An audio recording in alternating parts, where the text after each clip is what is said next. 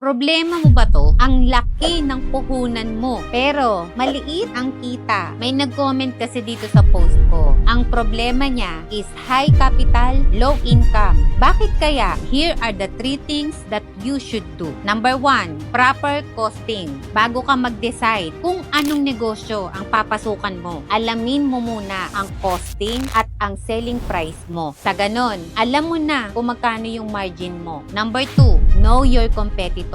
Alamin mo muna kung sino ba yung mga makakalaban ng produkto mo. Puhunan mo sa produkto, saan sila nagbebenta, at kung sino ang bumibili sa kanila. Ngayon, matatapatan mo ba ito? Ang goal, hindi lang dapat matapatan, dapat talunin mo ito. Number 3, create high perceived value products.